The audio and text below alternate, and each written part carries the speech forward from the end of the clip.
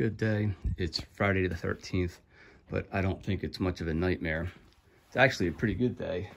I have a Stealth Bomber on the work stand here, and I can just go over a little bit on what's happening here. So the factory controller finally decided to give out. As a cycle analyst here. So we got the bike and we're installing a bigger controller. Let's see if you can see the difference here. It's just much thicker. It's a much larger controller. This one's a 50 amp. The one I have is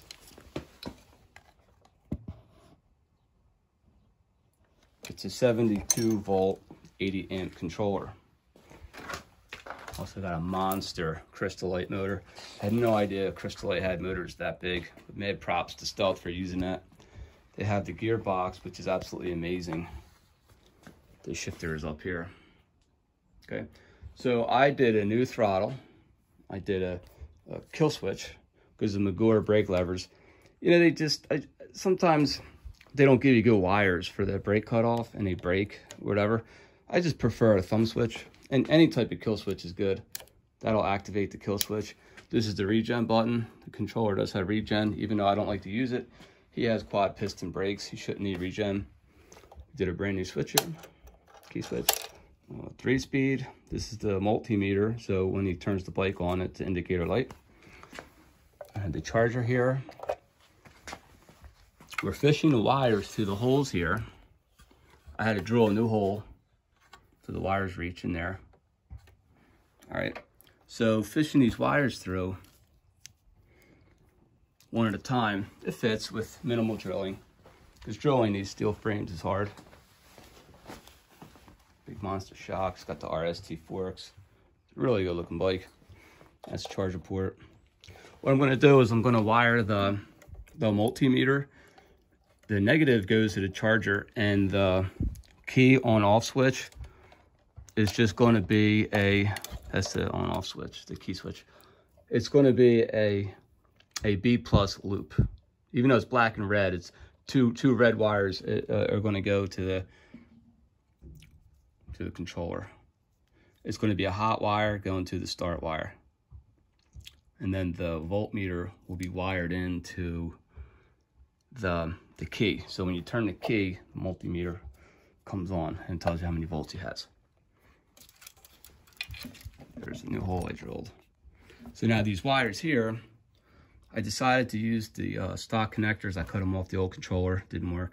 And what we have to do is figure out with the Crystal Light motor, we have to figure out the color combination, which is going to be yellow, green, and blue, and then a hall sensor is the same thing, yellow, green, blue.